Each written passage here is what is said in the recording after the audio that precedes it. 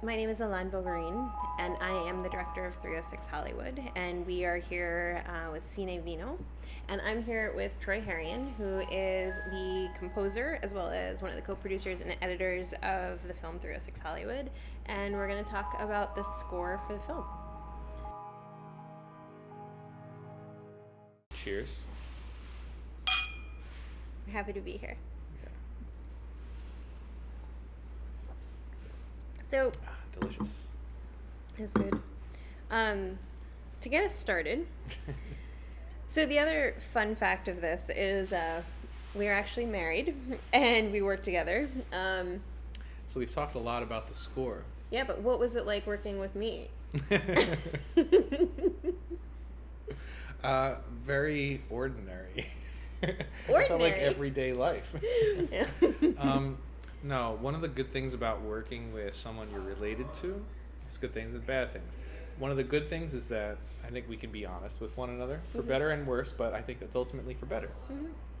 We both know what we're capable of, so you can't ever not do what you're capable of. So I think we really challenge each other to do our best. And even, it's unspoken, you know? It's like, I'm going to do everything I can. You have to. I think it's the same for you. Yeah, I mean, I think it's, in terms of our film, it was a family affair. I co-directed the film with my brother, and then, of course, Troy worked as a crucial collaborator. And you have to muscle through that and stick together. Only, the downside of it is that it doesn't really turn off. No. So it's like dinner time, you're still talking about it. Mm-hmm. Nighttime, you go back to your computer, you're still working, and then it's all that. So it's an obsessive world when we work on a project together. Yeah, I mean, this film definitely took over our lives for an extended amount of time.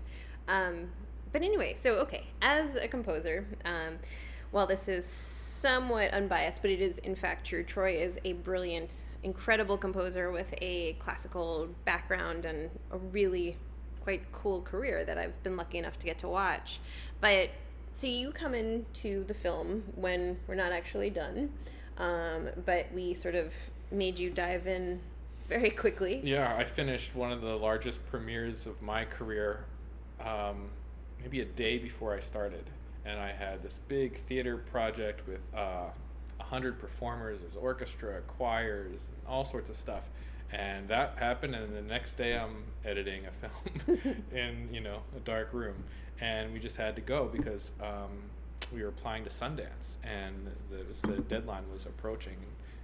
So I'm also an editor. And so for the first, maybe 2 or 3 weeks, I just edited the film with Alon and Jonathan, and they were also still shooting. So we were working that out. But as an editor, I know I kind of look forward to how I'm going to compose, so I can make some decisions about rhythm and pacing that are going to make sense musically down the line.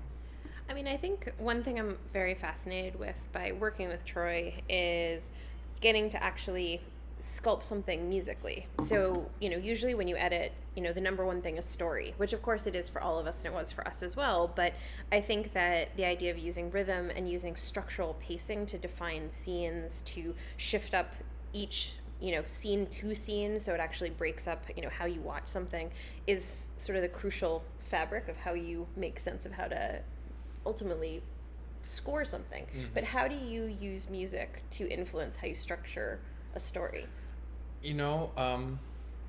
Everything to me is musical. I think that it's something that I'm just used to now because I've been understanding the world in a musical way since I was a child, and I was on a musical path, taking music lessons and then becoming a professional musician.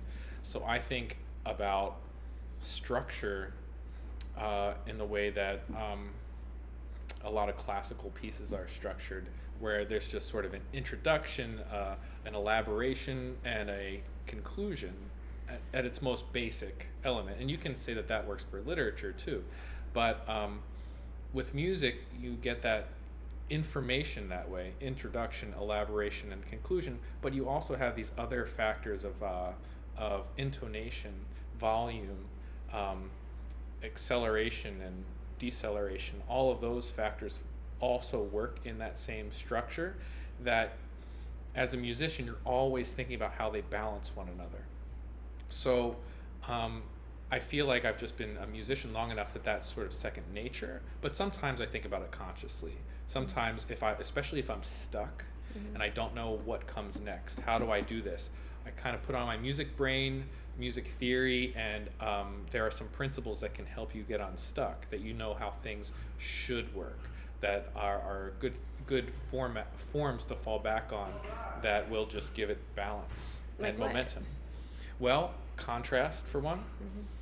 So if you get to the end of something and you just need to, you're not sure what happens next, if it was loud, just go soft, or if it's soft, go loud. Try something like that. That can infuse energy. If there is a sense of rhythm, I mean, it's the same way you make a composition. You play out an idea. A classical ethic is to play out an idea as long as possible. Try to get as much interest out of it as possible before you really change it. For our next excavation, we set off with a simple goal: bring some order to the chaos. Archaeologists have a name for this. They call them catalogs. So the film is a magical realist documentary, which is not a traditional thing, which is sort of a crazy approach that we tried out, and we wanted to actually break down the form of a documentary, and effectively bring nonfiction into the scope of and history of fiction cinema. And one thing that we asked of you was to really take this concept of a magical realist documentary and also just a documentary that we don't really think of as a traditional documentary, and build out an amazing score. I mean, how did you think about that? How did you actually find the sound world for that? Well, first of all, it's really exciting when any director says that they really want the music to help transform the film.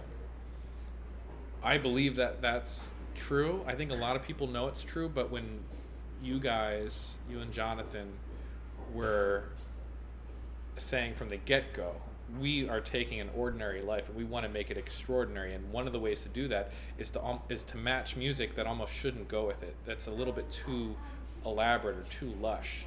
Some music that you would usually reserve for a very important subject or a very magical place. Okay, well, here's your grandmother's house, and someone who lived a quote-unquote ordinary life. Now put an orchestral score behind it, and suddenly you sense the magic that is there. And I think that the music can bring out the sort of latent electricity in a room. Yeah. So I mean, that was something that we really wanted. Yeah, I mean, obviously it's like we kept telling you, make it as bold as possible, go as far as we could. I mean, that was something that I really like in films, is like, make it as big as you can, mix the music as loud as you can, and then it sort of feels like as you move through the scenes, you move along with the music, which we love, and Troy does amazingly. But yeah, I mean, in terms of the specific sound world and the sound palette, how did you begin to sort of find the actual sound itself? Well, there's a lot of different sounds. It's cohesive. The score is cohesive, and there are themes that are unifying every cue. But the sounds themselves contrast with one another. So I knew that I wanted to draw from a more traditional magical score, so that's orchestral instruments, and I started there. But I didn't really draw from film music, and people ask me often, like, what film music are you influenced by? I'm more influenced by classical compositions, which a lot of other filmmakers are influenced by. I mean, if you ask, like, what did John Williams use as his inspiration, it was like Stravinsky, Prokofiev, and Wagner, something like that. What did Danny Elfman use as his... But that's one of the key ways I think we should look at topics in general. I feel like there's such a sense that we need to sort of compartmentalize or, silo the influences we take from, and that there's always sort of this idea that, like, if you're a film composer, there's, sort of the category that you pull from. If you're a documentary filmmaker, there's the category you pull from, so on and so forth. And I just feel like that's sort of a misguided, not that it's misguided, but like, why can't we think bigger?